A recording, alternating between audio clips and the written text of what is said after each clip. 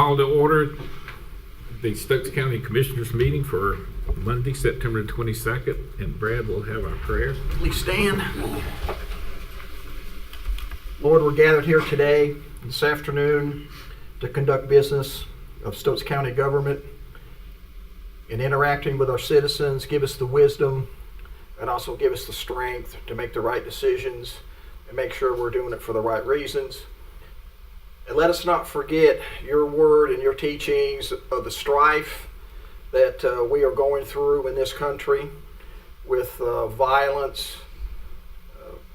It's violence against words. And please, please pray for the people, not only for the family members of the ones that are suffering with the injuries and death, but also pray for the people that are misguided in their philosophy of thinking that it takes bullets or knives instead of actually discussions with other citizens. In God's name we pray, amen. Yeah. Pledge allegiance to the flag of the United States of America and to the republic for which it stands, one nation, under God, indivisible, with liberty and justice for all.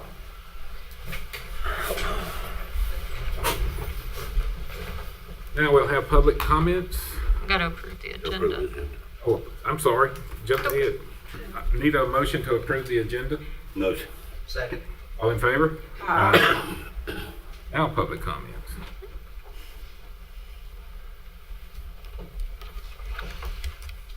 Each speaker shall be allowed 4 minutes for public comments with the option to yield time to another speaker or add an optional minute depending on the number of speakers that have signed up while abiding by the 30-minute total time limit. All speakers shall maintain good decorum and show respect and good manners. Vulgar language, profanity, inappropriate gestures, insults, personal attacks, accusations, and inflammatory language is prohibited. The chairman of the board shall enforce these rules, and anyone not complying with these rules shall not be allowed to continue. At their discretion, members of the board may address items from the public comment period during the commissioner comment period. First up, we have, let's see.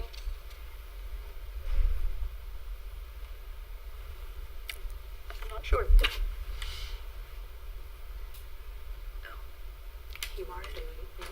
Is it Marty or Monet? Oh, okay, Martha. Sorry. You said I wasn't going to be the first one. I'm sorry. I just want to say how much I appreciate the opportunity I've had since I moved to Stokes County in 2020. I've spent a lot of time driving from here to Durham, so I've spent a lot of time in my car. And it was after I finished what I needed to do in Durham that I found out about the exercise classes that I have an opportunity to go to in different parts of the county, that I have an opportunity to take different types of exercise, and it's really been a blessing to me, and I appreciate it very much to have that. Whether it's in King or Danbury or Sandy Ridge, I can go to any of those places and take exercise classes. And Tammy's been a great teacher. So thank you. I didn't pay her. Next up, we have Tammy Bennett. I told her she wouldn't have to go first. But I'm sorry. that was wrong. Sorry. Again, I'm here the same reason for the expanded services for exercise. I am one of the instructors, and I'm so thankful for it. I hear about how it helps people and how much they appreciate going to whether it's a cardio drumming or whether it's yoga or whether it's one of the sit and fit. They all seem to enjoy it so much, and I'm just very thankful and want to say thank you. Thank you. Francis Van Cleve.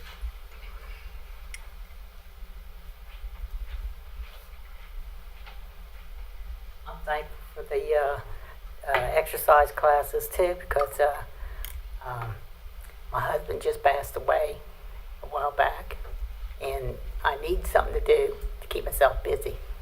So I appreciate the exercises to keep me help to keep me busy. Thank you. And then Rick McCraw.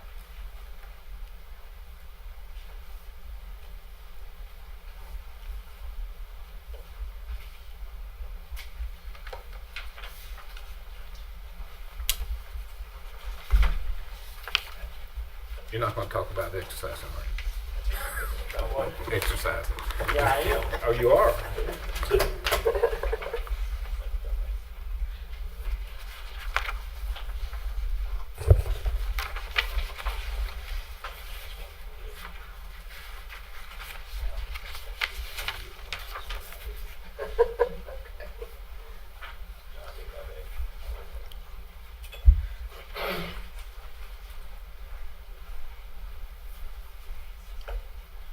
First off, I'd like to thank you for having an open meeting to where we can come before you. I'm Rick McCraw, Mayor of the City of King. I'm here today to talk about exercise class. No, not really, but I do enjoy the exercise class, and I go to the dance that Paula has and participate there, and it's a great program. Thank you for help funding that. I gave you a handout, and I went to the school board meeting Monday before last, and I gave them the very last sheet on the stapled copy. You'll see all of the expansions that are going on in King. I thought that would just be good information for you to see what's coming up as far as new developments. I did not have one.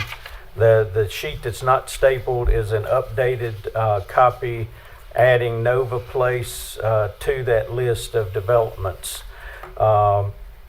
And then, of course, when I did that, Vaughn Robertson asked Dr. Rice to put together this chart that you have.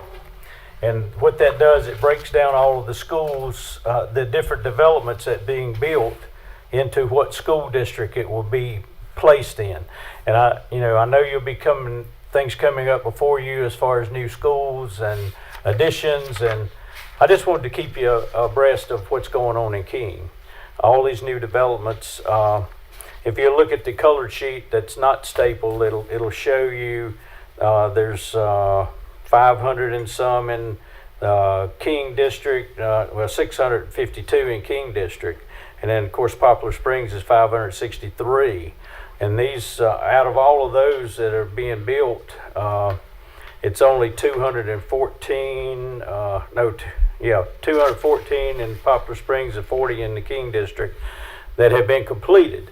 So going forward, I think this will be good information for you. When you look at where the growth is, it very clearly it shows that King needs a new school, and it looks like Poplar Springs is going to need an addition in the very near future. So just for your information only, and I think that would really help you to look forward. Also, I am here for the senior center. I like everything that Paula Hall is doing. I tell people she's a superstar. Keith, you know that. And I know y'all are advocates for the senior center, what she does for all of Stokes County. And that's what we need to do is we need to emphasize all of Stokes County. And also here to for the fund grant application, I would encourage you to let the school board apply for the fund grant application also. Thank you so much for your time. Thanks, Rick. That is all the public comments. Brings us to the comments by the commissioner and managers. Sonia? I'd just like to thank everybody for being here today and for your participation. We have supported and will continue to support all the programs that the Senior Center does and the extended programs, and I think they're very valuable, and I appreciate y'all coming out and sharing some insights with us on that. And just thank everybody for being here today. Wayne? It's great to see everybody today, especially so many people here on a Monday afternoon at 2 o'clock. A beautiful day. Sorry I didn't get to make it our last meeting. I was a little bit under the weather. I'm not 100%, but I'm a lot better than I was a week ago last Monday. Just kind of reiterate what Commissioner Kendra was saying, you know, it's a sad day in our country when a man can't have a freedom of speech to say what he wants to, and especially when he's talking about Jesus Christ, he's got to take a bullet for it. I think that's a sad day in our country, and I just want to send a special prayer to that family today and to all the people in our country today. Thank y'all. Right. Welcome everybody. Those of you that are tuned in streaming, especially the ones that are here today, I look forward to hearing what's on our information and also our discussion agenda. I just want to give a shout out to our communities of Northwest Stokes. Last Saturday, we had Farm Fest. Another great event. It's the third year in a row that they've had it in a stationary place. Each year it seems like I meet different people that are moving in to the community. It's a little bit different than King, and there are some that are coming in with children, but the majority of them are retired. And so that kind of fits in with the senior citizen stuff. And they more than happy when they find out what services that they got in that side of the county as well. So with that being said, that's all I got, Mr. Chair. I'll take this opportunity to tell you that Rick Morris is out of the state. He couldn't be here. He's listening in, but because of rules by somebody, he can't talk. General statutes. So I'll go to Jeff for any comments he's got. Thank you, Mr. Chairman. Just one thing I'd like to comment on. Our solid waste transfer station is scheduled for repaving next week. Should be closed all next week and then open up the following Monday. As of last week, we were expecting some grading activity to occur this week, and we were not expecting that to have any impacts on operations this week. So it should stay open this week, pending any further updates. Amber? Just one quick thing. Welcome everybody, and we wanted to share for the public's sake that we are currently working on transitioning from our current agenda and minute system to a different agenda minute system. It's the same company, but we're being forced to upgrade to a newer version.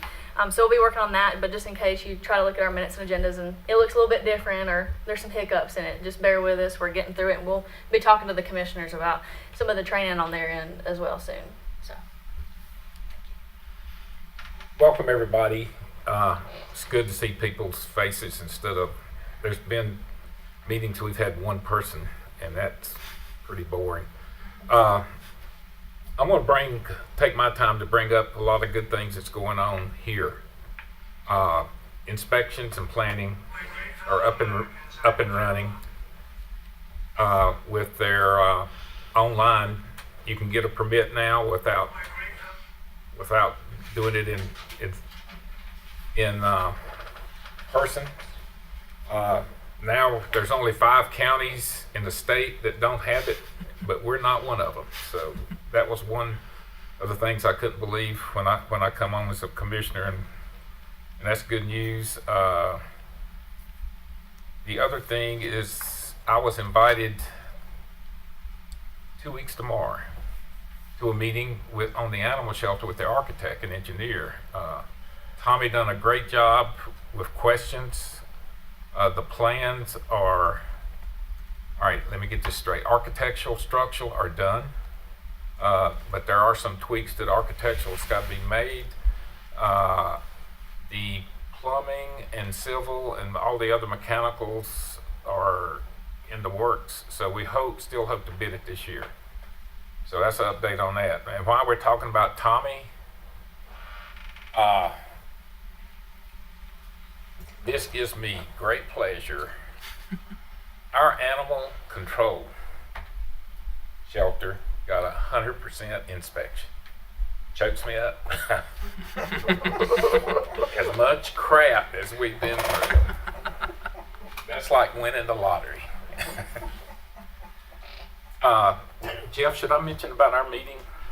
Which one? Transparent with the ULA, the lady from last Tuesday from the UAL list we're on? You can, sure, yeah.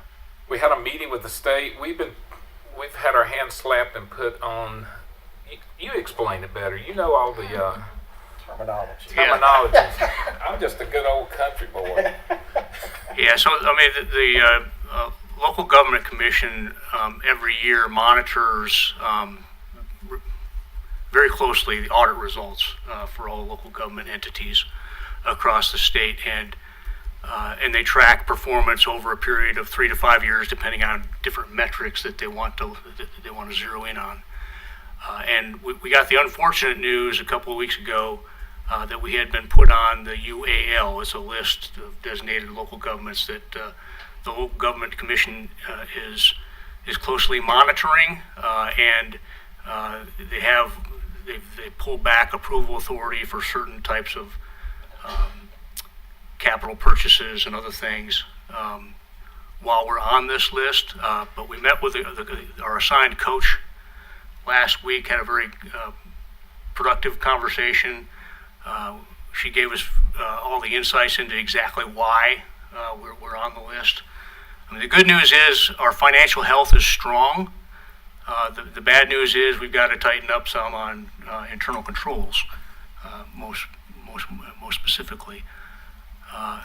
And it's likely that it's going to take us 1 or 2 or maybe even more years to work ourselves off that list, because it is a compilation of performance over a period of years. And so, we could have turned things around 100% this last year, and we don't have that audit quite done yet. But it still wouldn't erase the year before that and the year before that and the year before that that are baked into that those metrics that they're measuring.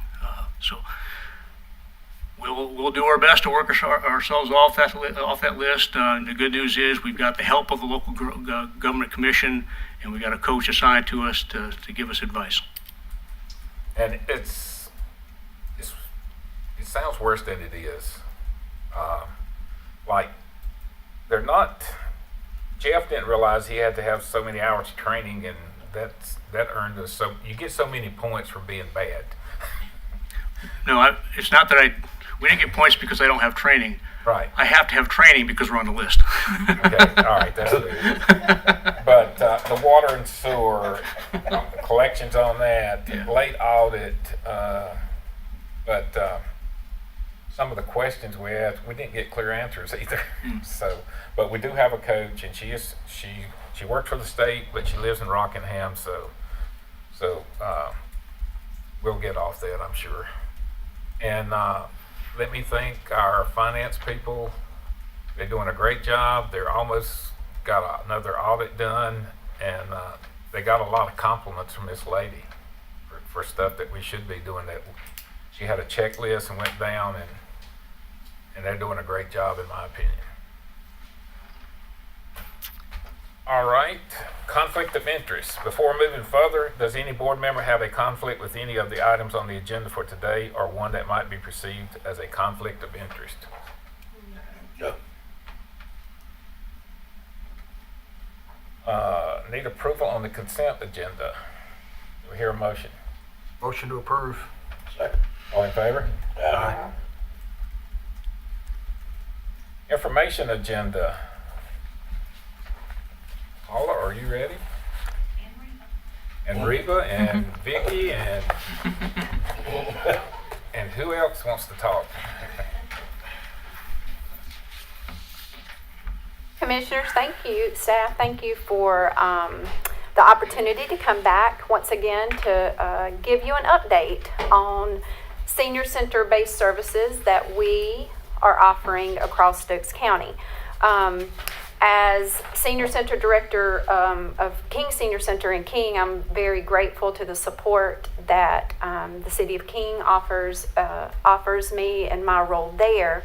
They're also very supportive of what we do together. And I before I start, I just want to say thank you for the opportunity to allow us to partner with the county, with Reba Dotson at Walnut Cove Senior Center and Vicki East at Senior Services. We are proof of the good things that can happen when we all work together to accomplish something. So I just want to say that and begin with that thank you. September is National Senior Center Month. That is the reason we're here. So we want to give you an update about what's happening across the county in the world of our senior centers. Well, that's even better. There we go. It's National Senior Center Month. A quick snapshot. We are continuing to meet the needs of older adults wherever they live in Stokes County by providing access to activities that improve overall health and wellness. So you heard a few comments during public comments from some of our older adults, but we're really making a difference in their lives, where they're coming to us weekly talking about how they're getting off medications because they're actively participating. We're getting them out of a recliner. We're helping them engage in their communities. We're providing volunteer opportunities. So I want you to know that the impact is far greater than these numbers that we're going to be seeing. I did include some snapshots because I am learning that sometimes the best stories are told with the pictures. So I wanted you to see a couple of things that we're doing, again, across the county. These are some snapshots from Walnut Cove Senior Center, King Senior Center, some of the activities, exercise classes, games. And then these are some photos from our Senior Center Expanded Services. And just as a reminder, we're serving 5 communities currently in Stokes County: Danbury, Francisco, Lawsonville, Pine Hall, and Sandy Ridge. The numbers don't say it all, but I wanted to include them. So Reba and I have looked at numbers since July 1, which is the beginning of our fiscal year. And these are unduplicated numbers. People, they represent people 55 and older who are participating in these activities. 135 in Walnut Cove, 508 in King, and 86 across those 5 remote sites with expanded services. I'm not going to digest this information for you. I did include it in a handout. When you have time, it is worth a glance at. These are projections. When Commissioner Chandler was talking about the growth in the county with older adults, this is what that is speaking to. It's showing you how the Department of Health and Human Services is projecting growth of older adults in North Carolina. And I think that we are starting to see that now already in what we do and who we serve. Some of these numbers that I would like to highlight, right now, the county's population of 65 and older is higher than the state average by 4.6%. The numbers in Stokes County that are 65 and older is now above the state average. Department of Health and Human Services reports that 88 counties in North Carolina now have more adults age 60 than youth 18 and younger.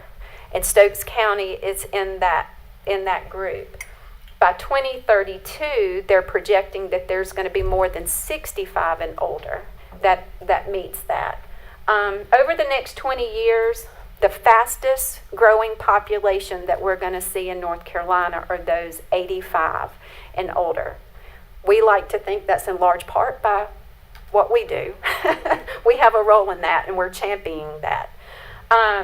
Also important to note, anytime that you look at numbers, and we see this every day too in our work, 76% of adults age 65 and older are living with one or more chronic health conditions. 49% are managing 2 or more of those.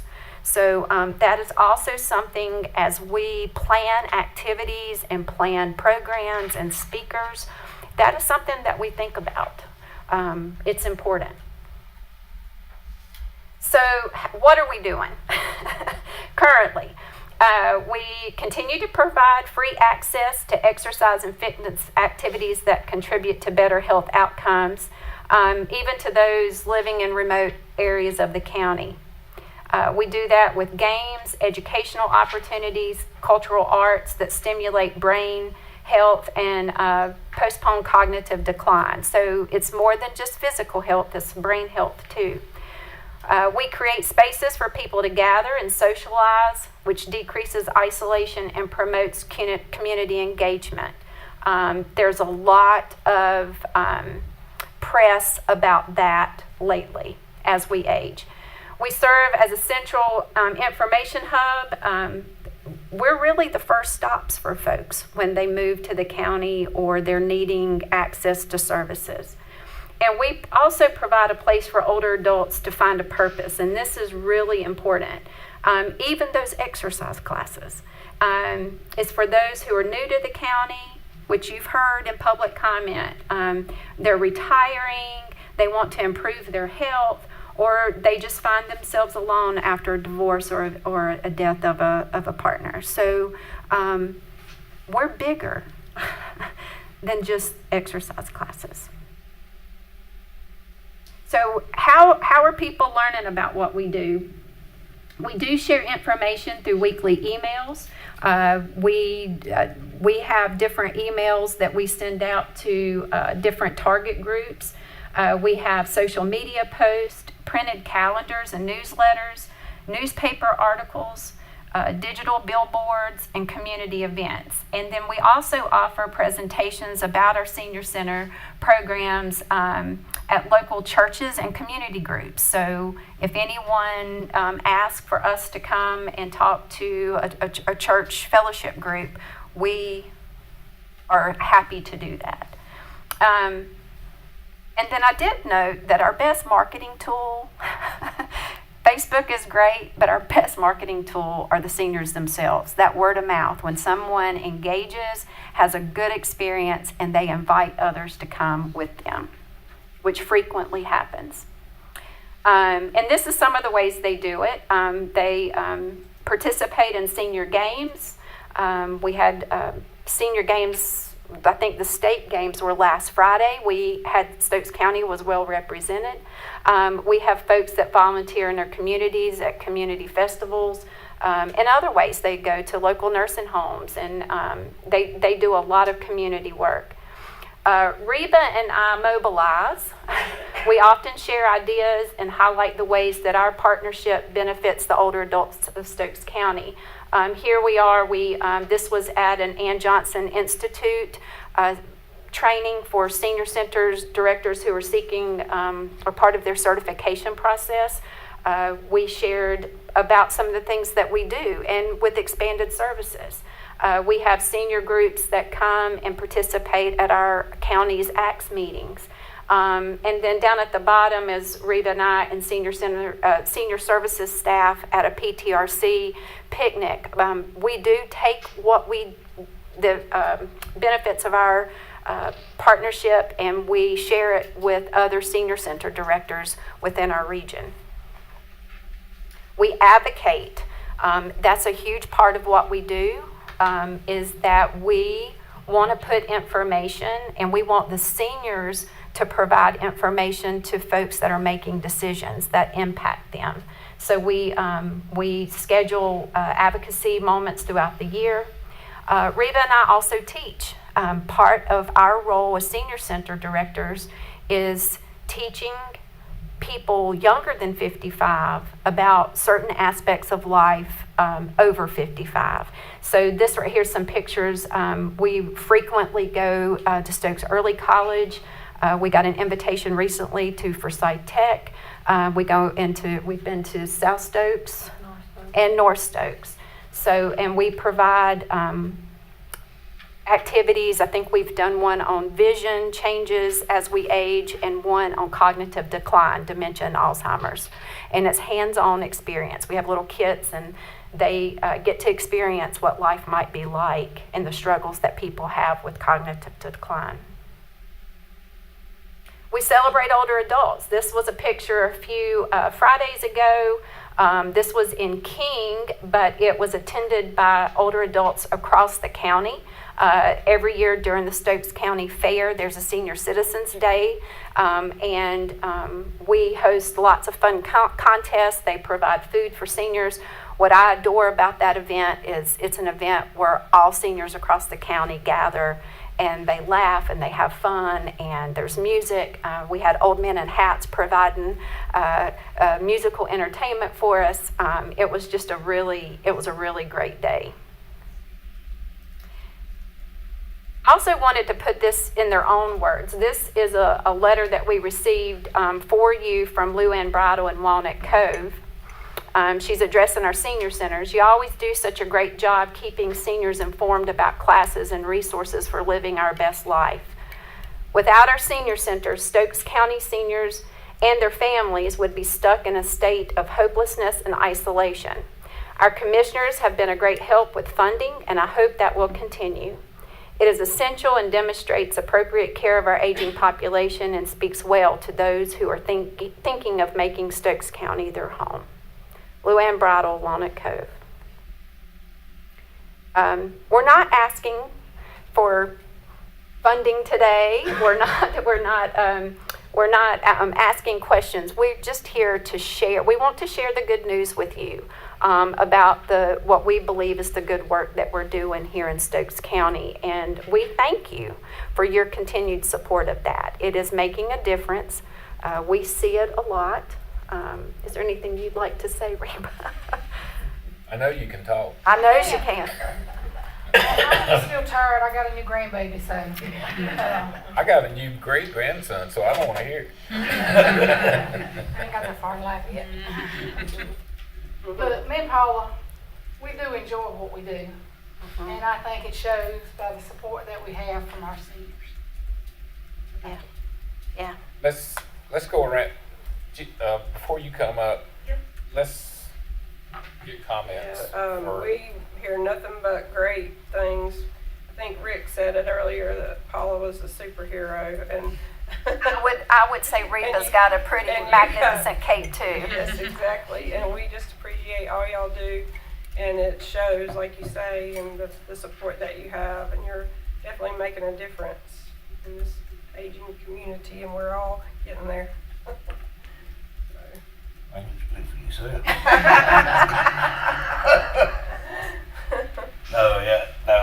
I've heard from people out in the community. Y'all do a great job. That's my neighbor right there. So just keep up the good work, and I support it 100%. 100%. Right? Yeah, keep up the great work. I mean, we don't have a lot of areas that we're responsible for in the county to where we don't catch heat. Really, either way that we go, but it's never with you all. And what really impresses me is the human touch, to where, it gives people that don't have a lot of family here, may have no family here, and it's twofold interaction. But then plus, if you establish that communication, or you establish that connection, that you come to these regularly, if something would happen and you're laying on the floor in your house at some point in time, someone's going to miss you, because if you're not involved with anything, if you don't have family, I mean, the high probability is that you wouldn't be missed.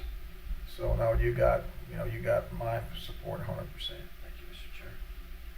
Thank y'all for coming. I got your back. You left out a lot of stuff because the balance thing you got coming up in Walnut Cove. Where they test you. Winston-Salem State Physical Therapy Department will be at both of our centers in King and Walnut Cove tomorrow for free. This is Falls Prevention Awareness Week, and they are going to be providing free falls risk assessments to people in our community. What she showed just scratches the surface in what is provided.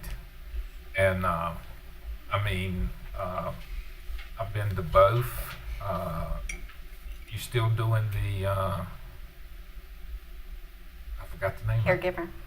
Yes. So that is something that I was getting ready to add that on. Another aspect of how the county is very supportive of what we do is Joy Branch in Department of Social Services partner with us in King to provide a monthly caregiver support group. And we have people in the community that donate items for caregivers. We have presentations, but it's 1 hour a month that allows any caregiver to come and share in a safe, welcoming way what they're experiencing as they're providing that care. And also we equip them with resources. But DSS has been a great partner. They're providing respite vouchers for folks so they can get respite care, but that has also been a great partnership for us. A lot of the growth in North Carolina is people retiring here now. The seniors, people my age, I just turned 74 August 6th. That number's not, and I want to make it to that 85 number, I hope, because we got to stay on top of this, because we don't need to turn the back on the seniors, because they're going to be the majority for a while in years to come. So what I want from you, don't have to have it today or next week.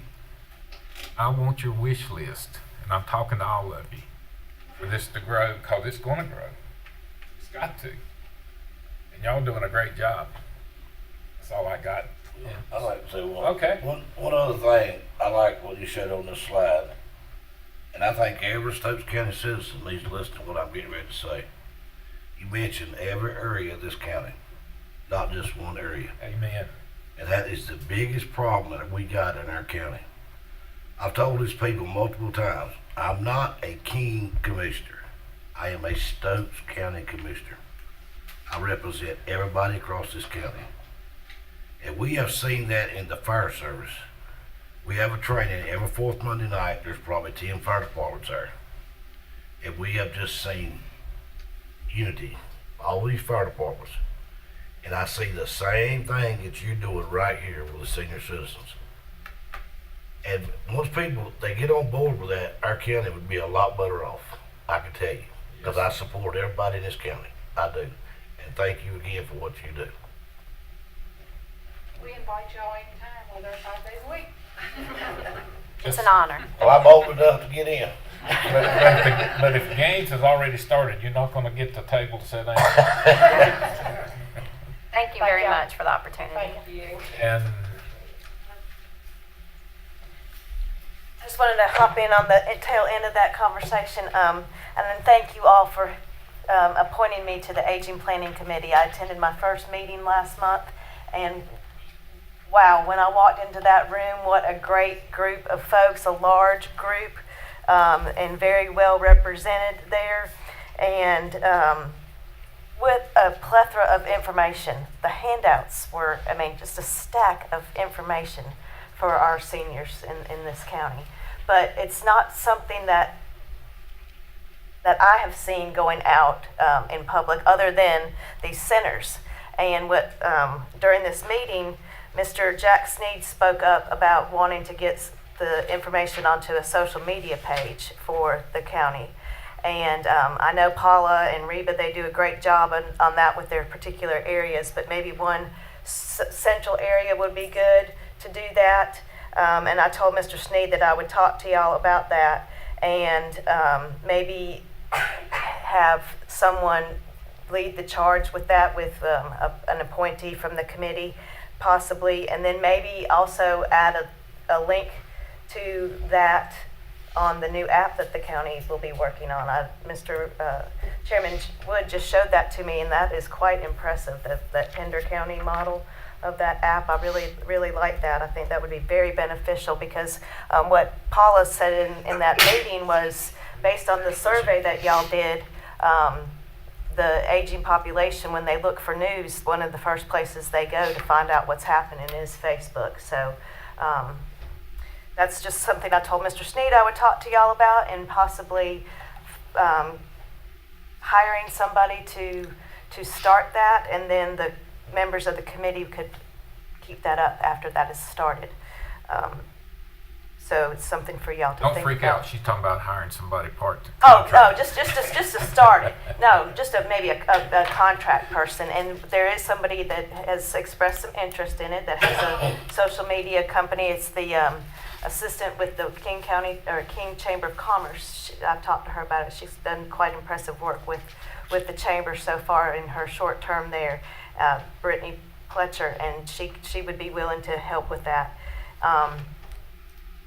But again, I just want to piggyback on what the great things that the committee does with the caregiver support. That is something near and dear to my heart, the dementia awareness because of my mom's needs, the special needs community for the elderly, particularly the events that happen at Pretty Manor where my sister-in-law lives.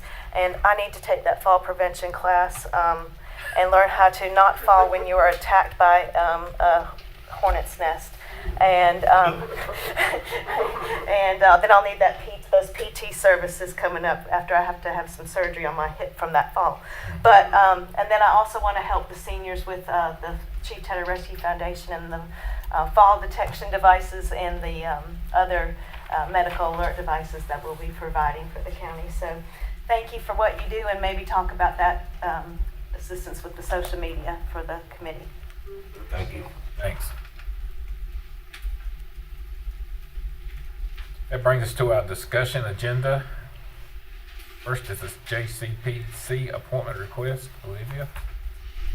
So the Stokes County Juvenile Crime Prevention Council reached out wanting to appoint a new member to their board. This particular position would be a person under the age of 21 or a member of the public representing the interests of families of at-risk juveniles. They recommended Jamie Cahoe, who was attached to there. She would be replacing Elaine Habennick on the council. So I don't think we don't have to do the 2-week waiting period, right? Or do we? I mean, we normally do. Just in case. But so if you wanted to, we could nominate her today and then do the 2-week waiting period like we typically do, just in case anyone else wants to apply from the public. Let's do that because it's kind of our standard. That suits me. So if you choose to nominate, and we can just do a motion, right, for nominations? Yeah, just do a motion. Yeah, just a motion to nominate then. Do you hear a motion to nominate? I'll make a motion to nominate Jamie. Second. All in favor? Aye. Okay, thank you.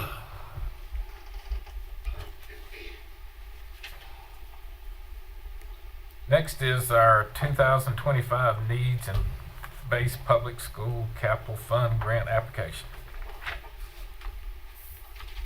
You got the floor. Are you going to let Mr. Jones do it? Dr. Jones do it? Or you? We can come up together.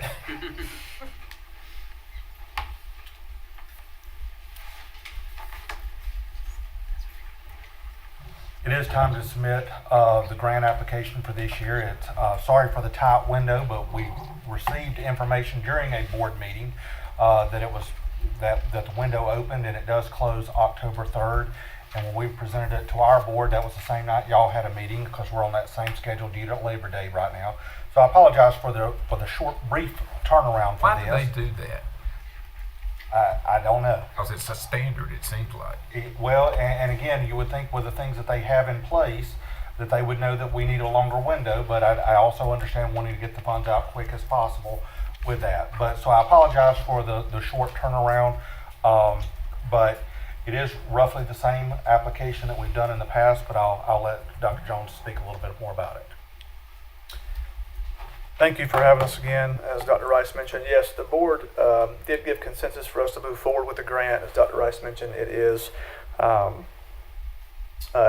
essentially the same grant as last year. We did tweak a few things, but overall it's the exact same version. We did get some feedback from DPI in regard to last year's application.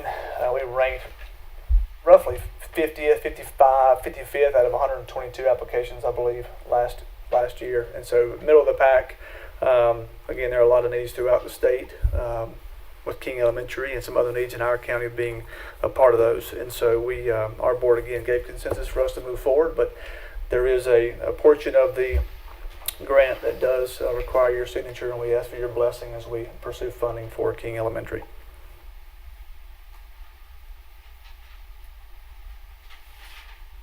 You should have received an entire copy of the grant application and the supporting documents, I presume. If you have any questions, I'll be happy to take those at this Questions, time. comments? Sonia? Yeah, I read through the grant application. I think it looks good to me. I think just based on the state of the school and the growth in that area, I mean, I can't pull out of the parking lot anymore without, now I'm devising ways of trying to go different, like, can I go out this way and go just turn right, don't try to turn left? It's just the traffic It's not going to improve. and crazy in King, yeah. I mean, it's just crazy. And it's just, that's with just a sampling of these houses that the mayor shared with us. That's just a few that have been built out of the proposal. So it's only going to get, much worse. And I get asked about this all the time when I'm out in public. What are we going to do about the schools, the crowding, and the roads? And I say, call the mayor. But I mean, I think we would be foolish not to apply. I mean, we may get it, we may not. We can just apply and cross our fingers, because you don't turn down $42 million if it's available to us, and we would be foolish not to seek it out, whether or not we get it. I don't know, but I'm in favor of giving my blessing for seeking the grant. Wayne? How you doing, gentlemen? Well, I totally understand grants. We do them through the fire department. There's nothing no better when you get one that's roughly $200,000 for a volunteer fire department, which we did, was $175,000. Then all we had to come up with was $7,600 is all it cost the taxpayers out of $175,000 worth of equipment. So I know how it is to apply for these grants. I support grants, and I know the school system thing is a big issue right now for us, especially in certain areas of the county, and I think if we can get what I call free money, we ought to have the opportunity to try to get free money. I don't know, I didn't read all of it. My computer was acting up over the weekend. If is this a matching grant? I mean, has this county got to come up with so much money, or? It's a 5% match. 5%, okay. And then $2.1 million, I believe. And that would go on top of the $42 million, so the 2.1 of a $44.1 million project. And then, okay. And then I would turn back to our county manager, and I'd ask Jeff, how would that affect us as far as budget wise? If we had to come up with that kind of, Yeah, so the 5-year plan that you adopted last spring, or last June, calls for a new elementary school. Right now it's forecasted for 29. Of course, the caveat there, the condition was a new elementary school that would achieve consolidation, which is not present in this application. So that's a factor to consider. But in our conversations with Dr. Rice and the school board, we let it be known that if grant money was available, we could move sooner than 2029. So I think that the notion of pursuing the grant and building a new elementary school is consistent with the plan that you guys adopted, except for the provision that it would necessarily achieve consolidation. Because when you look at the bill to our taxpayers on an annual basis, we're paying a lot of money because of that lack of efficiency, because we have too many facilities. And so I think we need to keep our eye on that ball and make sure that however we finance future school construction, it's all done with the eye toward achieving better efficiency, which saves our taxpayers money in the long run. Thank you, Jeff. That's really I wanted to ask Jeff that question because, you know, I know we talked about that, but like I said, I support, you know, for the grant and hope things goes well for the county. And I know y'all got a lot on your plate. I appreciate it. Brent? Brent? So, I guess hopefully Dr. Rice can answer this question. Because I'm a little bit confused. I mean, I appreciate y'all being here and letting us know that you're putting in for the grant. But, I mean, y'all know in 2023, y'all were given statutory authority by the state. You don't need us to submit this.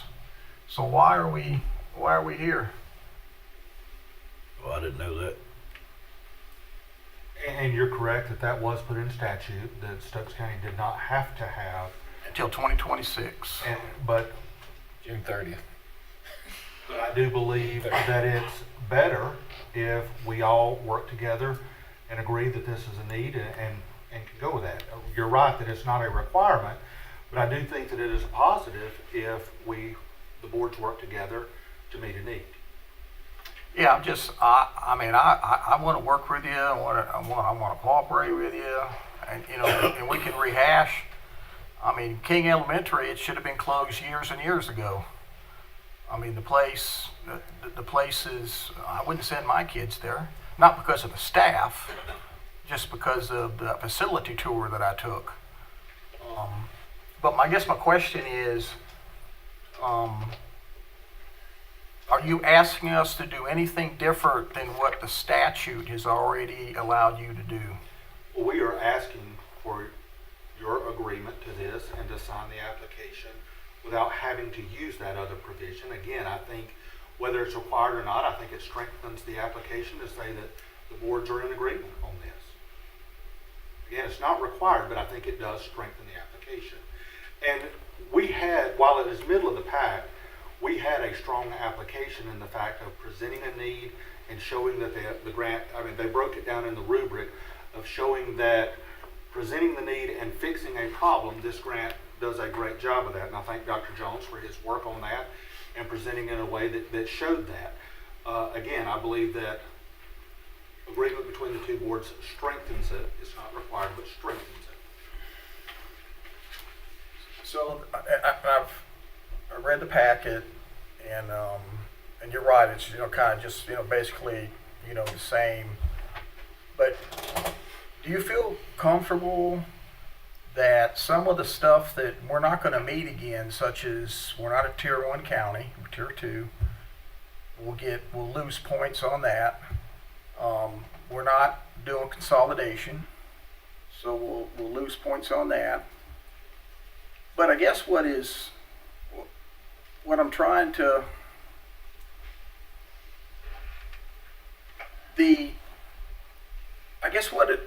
with the student population, definitely it's King area that is growing in population. When you look at the state numbers, and again it's projections. I mean, but I don't know where any else to go when we talk about projections. It's not a huge increase in student population. Now it may be in a certain area or a certain school. I mean, because they don't break it down that far. But you heard the other presentation from our seniors. You see that it's over 65 is more of the population than under the age of 18 in Stokes County, as well in other parts of the state. But we're dealing with Stokes County. So, are you comfortable that, let's say let's say that Calvary could take in another 200 students. Do you think that they would have a hard time filling those slots from the school system? Or do you think that that the numbers still would stay to where the schools are packed in that area? I don't see 300 elementary school students leaving King Elementary to go to private schools in the next couple of years or in the long term. And as you stated, the facility is in bad shape. It's a great place for our students to go to school. I also don't know if something may happen at Calvary that makes them want to come back to public school. And we may need that space as well as for the new addition of the houses that the mayor presented to y'all. There can be things, financial hardships come, recession come, and people can't pay for private school and bring their kids back to public school. So with the houses coming in and not seeing the mass exit is happening, I think that we have to plan ahead. And as you said, this is the oldest school. Our maintenance department has the highest needs there. And so it needs to be, we need to do something before it's too late, because we could have more kids and not a place to put them. And it's our job to take care of our students in Stokes County. This is one way to attempt that. Is it 100%? No, you're right. We don't meet some of the requirements. I also don't know how many other people between us and the people that got awarded last year might feel that way and say, you know what, let's don't apply this year. If 30 don't apply, we move up in the pecking order. I know that one thing comes off of our grant is that we received some money in the past for roofs. We brought in about $4.5 million that we were not having to use local taxpayer dollars to fix roofs. We applied for the grant years ago and got that. And so that comes off of coming against us because we were still within that 3-year window last year. So that comes off the grant. So that should move us up in the pecking order a little bit. Again, I don't know that we won't know where we finally rank until it's all over, but I would hate not to. It costs nothing to apply. And the worst case scenario is we pay $5 million to get $43 million for our county that does not come on the taxpayers' back. And there are multiple buildings that are old in this county that we're going to have to address in the near future. This would take one of them off that plate. And I guess that's kind of my next question is, we've all seen the lifespan list of, for the life of our school buildings here. So we all kind of get, an idea, where they're at and what schools there are. But, and maybe I'm missing something, because I have a hard time following all the moving parts of county government sometimes when it comes to internal planning. But where is some type of a blueprint or a larger plan? It's like, we're on a 5-year plan to where, when we publicize it, and all 5 of us unanimously approved what you heard the manager explain about 2029, and then the possibility of, but it was tied to consolidation.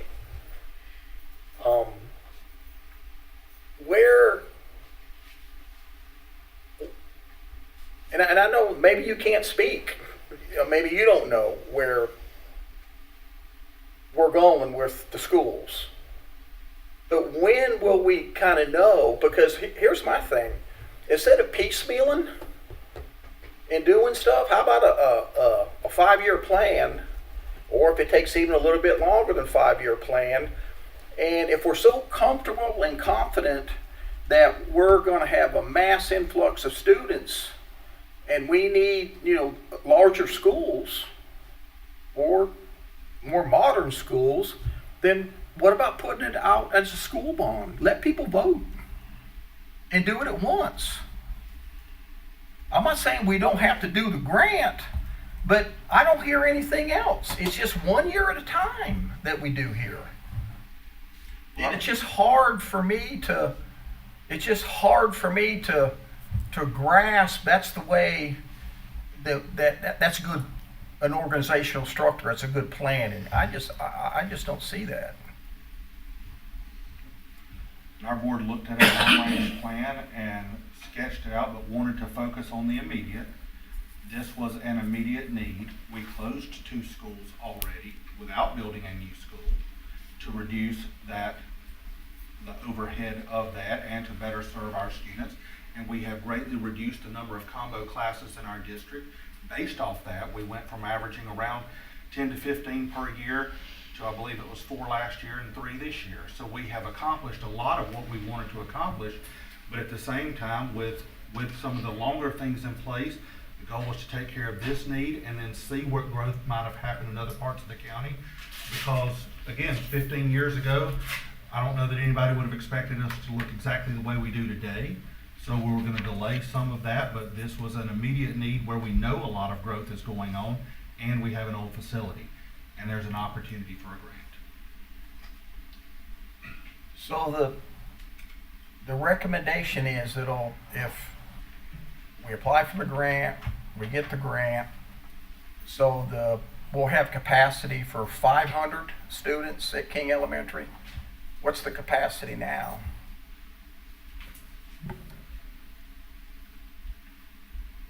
I think we brought the enrollment sheet. Oh, there it is. The core Core- capacity is about 450, but that's media center space and gym space, bathroom space. The classroom space there's about 2 empty classrooms there. So it's about, it can hold a little bit over 400. This gets us a little bit bigger and in a modern facility that doesn't have the issues. And then in the paragraph section where you kind of walk through the thought process, and so it mentions that if y'all do get approved for the grant, then that also in the future could possibly make consolidation possible of schools in the southwest part of the county, but you don't mention the schools. You don't have any, so that's just still part of the plan. You're just going to wait and see what schools that would possibly. Well, again, if the number of houses come in the way that it is, we may fill up these schools and some of those others may be there. Again, that's looking out 3 or 4 years. We know what's on the books, and we know that some of the houses that have been built have certainly increased enrollment at Poplar Springs, where it is growing. And so these other new developments could have that same impact. And again, we don't want to say we're going to close one today, but then realize we need the seats. And then leave the county, come to the county and say, now we have to build a new school because we have nowhere to put them. And then, like with Poplar Springs. So, ever since I've been on the board, I've been told that additional land was purchased at Poplar Springs for expansion. So if that area did get bigger, that would be viable, and then of course that would be cheaper. And I've seen some documents that even list why it would be cheaper, because due to already having some of the stuff on the site. So where an add-on would be cheaper than building another new school somewhere, or even not even having to redistrict, if that would be up in the air. Is that still something that y'all, or is that gone too? That's not planned? There is space there for some classrooms, not enough to hold all of King Elementary and close it. No, I wouldn't talk about And so King there. Now there is extra land there that was originally thought if we need a new middle school could add there, but there would have to be some new roads cut in. You can't use that one driveway to run 2 schools out of it. Right now, that traffic goes out onto Highway 66. And then to try to add 300 or 400 student middle school there as well would be an absolute nightmare unless you cut in some new roads somewhere. And then with, do you think that the poor conditions of the schools, do you think that relates to a learning environment, a challenged learning environment? In other words, if you had a newer school, would that increase the level or increase test scores. I think what our teachers do on a day-to-day basis, they're going to do that regardless of where they are.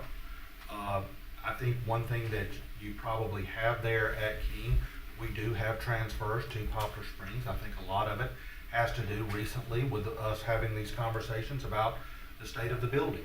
And I think that has had an effect of some transfers. And so I think overall, when you talk about ADM numbers of around $10,000 per student, the more students we can retain in our district helps our overall quality because it helps our overall budget. But there's no question about the educational environment that's conducive to learning, lighting. We've studied all of that when I was on the school board. It is important to the overall, you know, it is that teacher in the classroom 100%, but the environment is very important. It impacts the experience for sure. Right. I mean, and again, just the overall climate, experience, all those positive things create a better environment, which creates better results. I don't know that there's a one-to-one correlation, but it absolutely makes a difference. What's the core capacity at Poplar Springs? 800. But That's there not are no class- empty classrooms Yes. there. I was going to add that. I was going to make sure the board was aware. And all Yeah. 4 of the elementary schools combined in that west zone, there's only 4 empty classrooms in all 4 schools combined. Pinnacle, Mount Olive, King, Poplar Springs, there are 4 empty classrooms right now. And depending on, I mean, students don't come in nice packages of 20 third graders. So, they just don't show up that way. I doubt that any of the city plans for building housing complexes, that's the way that it's written, is only third graders can come here. So, that spreads out, that goes away in a hurry depending on a given year.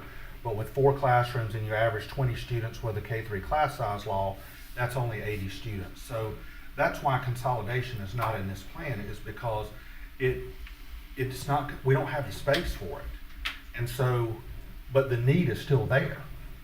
Again, the old facility with the issues that we have there, that's not going away until we fix it or repair it. And I would add to that, in my opinion, to do consolidation on the other side of the county, like we talked about, would require another school, I think, to be built in that area to consolidate. Because you don't have one school big enough to take in that additional amount of students, especially one in good shape. That's correct. So, Well, I've been quiet, so here's my 2 cents. go for it. This 2023 thing, I didn't appreciate. I don't know who was to blame, but you wouldn't want to be stabbed in the back. I found about this online, and I'm a commissioner, so I didn't like that at all. King needs a new school. If you only have 10, you need a new school because you got a dump. Nobody said that. It's wore out, and that's just the start. People in this county are going to have to spend some money. I know the elder bond issue, it will never pass because you got too many elderly who don't have any money in the game, and they think it's coming out of their pocket, and it will never pass. That's my opinion. So this is neglect over the years. Sonia, I'm not going to throw your 16 years under the... No, I wasn't on the end of giving the money out back then. It goes so even further I back. could just request it. And this is going on in every county, and the numbers, the shocker, I hate to bring up the F word for SIFE, but Yeah. but I was shocked to see their enrollment going down by pretty good numbers. The enrollments are going down everywhere. Yes, except a few places. But, honest. but another thing is, Surrey's getting ready, I saw some bits, having consolidation, and then they're wore out. All these schools are wore out. Rockinham's consolidated. So I'm all for the grant. I just got a spur in my butt about this 23 deal, but that ain't gonna. I can't roll back time. And I understand that. I can tell you administration did not request that. I know. But I I found out about it. I will at our sleep legislative better update. tonight saying my piece on that. And I will also say, I appreciate what you just said. If there were 10 more kids that, so if y'all want to vote just to build one today, I will tell our board if y'all would like to go ahead and vote that through. I've talked to people that say when you start building one, you don't start paying until occupancy starts. So if 2029 is the date, we could start building before 2029, take occupancy, then start paying on it. I'd be happy to take that back to our board if y'all want to do that. Oh, come on, Jeff. So, I guess two things. So one, would y'all be willing to do a tax increase if it would come down to that? So in other words, we agree to get the free $44 million, but we get cost overruns, and then if that does not fix, because if I read the construction schedule right, it'd be a year. I mean, you guys are going to be on it real quick of putting the bids out. I think you said sometimes this fall, if I remember right. We would not get notified of the grant till late fall, I don't believe. Correct. And so it would be, by the time we do go out to bids and all that, would be spring at the earliest, by the time we got all that going. It's a tight schedule, though. It is. So I guess what I'm asking is, so 2 years down the road or whatever, that'll solve some of the problem the new King school would, elementary school would. But let's say Poplar Springs is springing, and then let's say, Chestnut Grove. Because that one thing is not going to solve all the problems. So are you willing to go on record to do a tax increase if that needs to be, if we get the grant, or if we have cost overruns on the grant for the construction of the school, or do we go against what we spent in June or whenever that was, or in the spring, of doing that 5-year plan that we all agreed upon, money-wise? I would say this, speaking for me, if that's what it came down to fix the issue, then I would be favorable to that, because it's like they said, there's so many aging buildings in this county that we're going to have to look at. Not just, this would just solve one little problem, but I think it's something we've got to look at in the future, because you're right. You've got other buildings that we need to consider, not just schools, but I think more or less, and I was part of a bond referendum committee when we built West Stokes, and when we did Piney Grove and some other things that were in that project, and a lot of it is how you sell it to people, and how you have to have somebody come in that's an expert in bonds and passing bonds to get a bond passed. Now, would it pass? I don't know. There's a lot of this day and time. I don't know, but you don't know till you try to pass a bond if it's going to go or not go. But that doesn't erase that the needs are still there. And the bond doesn't always have to be tied to a tax increase, although if you're fixing a lot of buildings, it probably would. But it's like I said before, this solves this little piece, but you still got some consolidation that needs to happen. And I'll just give you an example, and Haley will kill me for using her or her school for an example, but you didn't have to mention her by name. Well, my daughter teaches at a small school in Stokes County, and just for an example, she's been approached this week or last week about kids. Why can't we do these out-of-county field trips? Why can't we do these overnight field trips? And it's hard for her to sit there and explain to kids at a small school why they don't have the same opportunities, because there's not enough kids to divide that price of that. You have to have a bus that's, what are they called? Charter bus. Okay, I'm thinking charter. You know, and the price is unbelievable. And the fundraising that has to happen.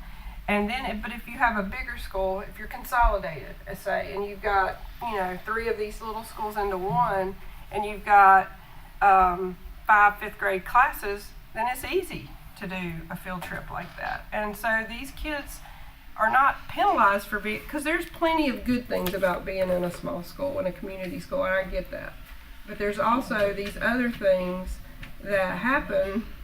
You know, that's why consolidation is, for one, it's like efficiency, like you talked about, and being good stewards of the taxpayer money with our efficiency and how we can accomplish that. But it's also what's available to these kids, and not to mention the PLCs and how the teachers can plan together. And when you've got one 4th grade teacher and she's brand new and she has nobody in that school that teaches 4th grade but her, and she's brand new, who does she plan with? You know, I mean, it's very complicated, but I'm a pretty big advocate of trying to consolidate these small schools to get into a good learning environment. I mean, I weighed it out a lot in my brain through the years, and I just think, you know, there's so much benefit to it. So that's what I'm saying, is we got a problem to fix over here. Yeah. This is just, you know that. So, but we need to find out, us, I'm on board. no, I'm talking about the money part. Right. So are we, Right. I'm on board with that too. So maybe it would be helpful just to kind of put some parameters on that conversation. I just did some back of the envelope type calculations.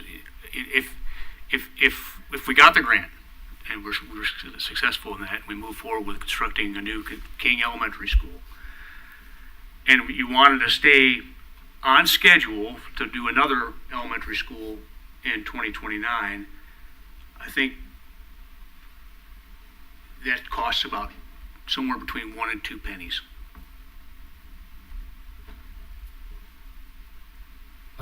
Another thing I will throw out while it's on my mind, be careful on the architect. He can save you a ton of money.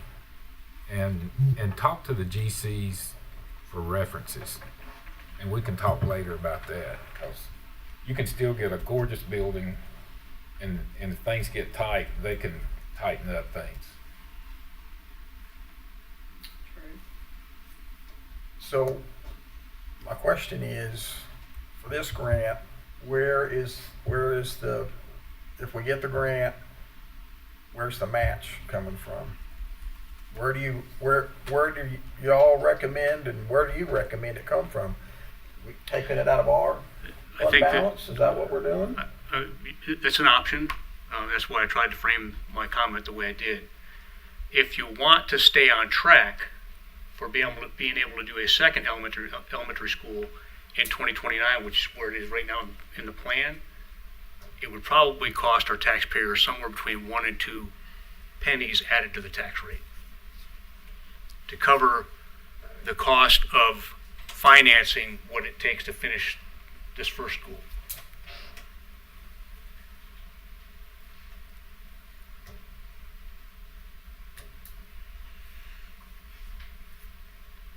Or you could take it out of fund balance, but that means the second elementary school is farther down the road somewhere. I mean, I'm not in favor for raising taxes now. This is coming up here. We just raised taxes. I'm not either. And we did it based off strategic planning, and Dr. Rice was there. I mean, so it just, I mean, y'all need a school. I'm not. So don't take this wrong. I'm not trying to be your enemy. And I know I ask a lot of questions, but that's my job, is to do that. But it's just, and I'll just say, I won't expand on it because I know that, you know, I'll go on and on and on. That's, in my opinion, has been our problem. I'm talking about our government, not y'all. I'm talking about our government, county government, all these years, they go year to year. There's never been any strategic planning, financial planning. Every budget year that I've been here, we come in and we sit down and then we look at one another, and whoever the manager is at the time, whether it be Amber or Shannon, that's the only two before Jeff got here, we say, you know, where do you want the fund balance to be? And then there's just a bunch of jockeying going around about how we can not provide service levels or software for our public safety, because Lord knows we don't know where this is going, and we never know if we can, whatever we do, if it's reoccurring expenses, we don't know next year if we're going to run out of money or not. And so we do financial planning now and strategic planning, and then here we are last minute trying to figure out, and it's not the issue of the school, and it's not the issue of where the school is. The issue is why do we do strategic planning? If we're going to sit here and decide something in the next 20 minutes on where the money's going to come from.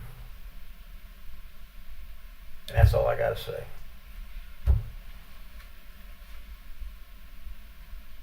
So this needs to go, probably be put on action. We have an October 3rd deadline, which is before We don't meet again. y'all meet again. So I'll make a motion, we put it on action. just for clarification, is that for the $45 million to build a new school, or is that for the grant? Sure, I can get a second on that. Second. For the grant, yeah. For the grant. Let it be known, that's the reason I asked the county manager that question I asked. So if that grant does come through, we have to take that money out of reserves to match that grant, knowing the school is going to be pushed further down the road. Possibly. Because I definitely won't agree to a tax increase. We paid enough now. The budget increased $19 million from the year before last. So, you know, I just want that out there on record. And that's the reason I asked the county manager that question, where that money would come from.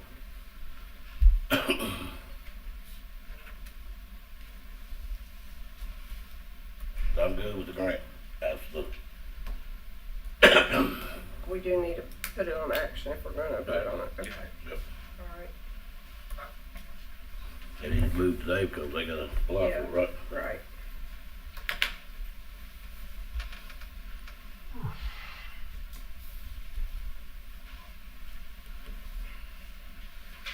Amber, you're up with the, matter of fact, we probably all need a good stiff drink after this. Is it brunch time? Is it brunch? It's somewhere. All right. Thank you, Mr. Chairman. So,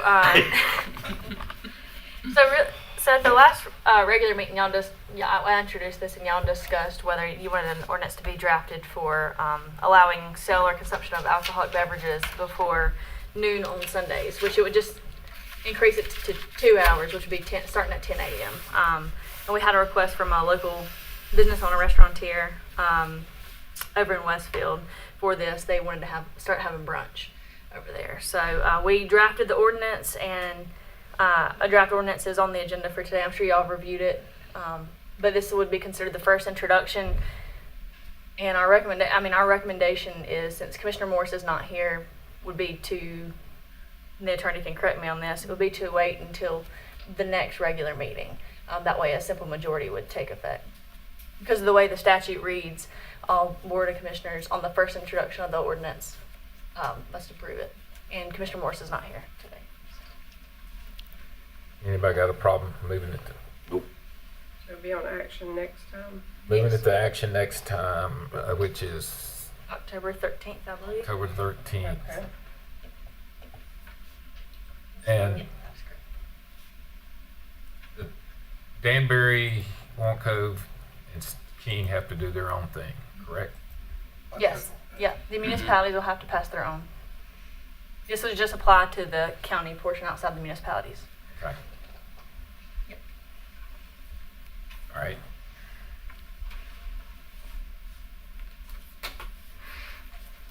Brings us to our action of did we move something to action? Of course. Yeah. The grant. I thought it was another one. No, that's it. I make a motion that we approve the grant application process for the Stokes County Schools. Second. All in favor? No, I think now we need to have a little discussion, at least so I can make a comment. All right. So it's kind of like, you know, what Commissioner Barneycastle was saying. The school's needed. I don't like the fact that everything is in a hurry, and we don't have a blueprint. We don't have a plan.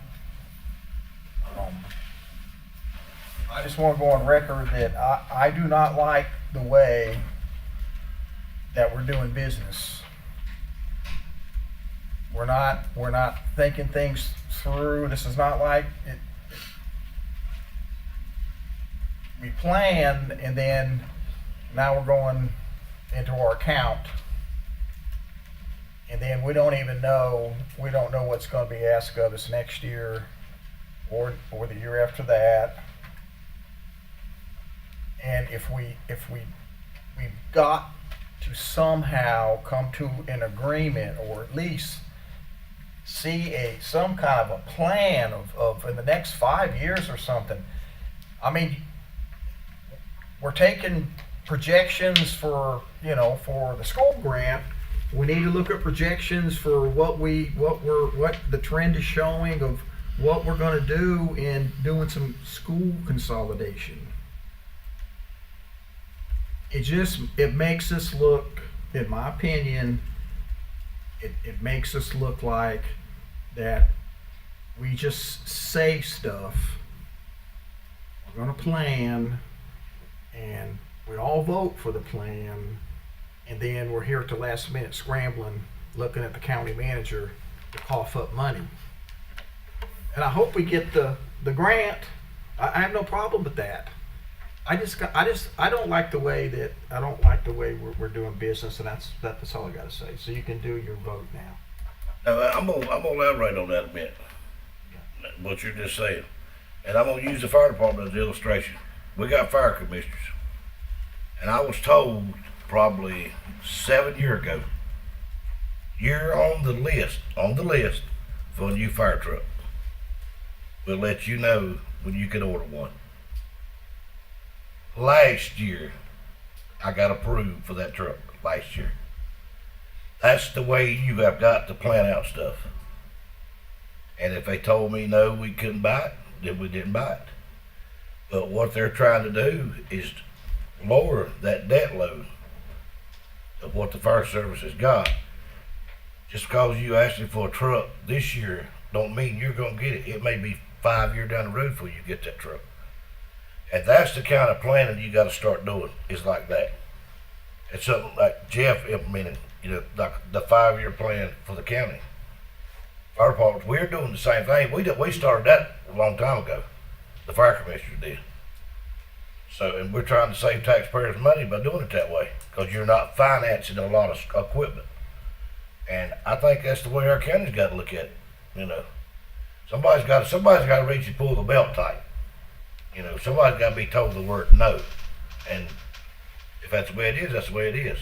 But I just think the county's got to look at it that way. Because I'm not going to sit here every time somebody brings up the word, well, we need to raise taxes. No, we don't. Pull the belt tight. Sometimes you got to say no. Do you mind if I jump in? I've talked about this consolidation issue before, and we had a very lengthy and productive conversation about the need for consolidation in our strategic planning framework last winter and spring. For the benefit of the public that's listening to this conversation, I don't know that everybody really understands what we're talking about, and so I'd like to take a little bit of an opportunity to flesh that out a little bit. the state of North Carolina has funding formulas that dictate how much the state is willing to pay for, to support our school systems. And when the cost of our operations exceed what they are willing to fund based on what they see as efficient practices, our county taxpayers are left with that burden. And that's what we're talking about, right? Because we have more facilities than we need anymore, we need more administrative staff, we need more upkeep and maintenance, electricity, utilities, the wide gambit, right? So all of that is on the back of our taxpayers. And so that's why it's important for us to achieve consolidation so that we can take that burden off our taxpayers and operate more in line with what the state says is efficient practices. If we get this grant, it's a great thing, right? But because it allows us to move forward with dealing with these aging facilities faster than we otherwise would be able to do. But the other side of this coin is the consolidation. And if we get this grant and we construct a replacement facility and not a consolidation facility, what we're doing is we're kicking the can down the road on consolidation. That's not good. Maybe it's the best we can do. Maybe the first order of business really is to just replace a school, but we need to keep that in mind.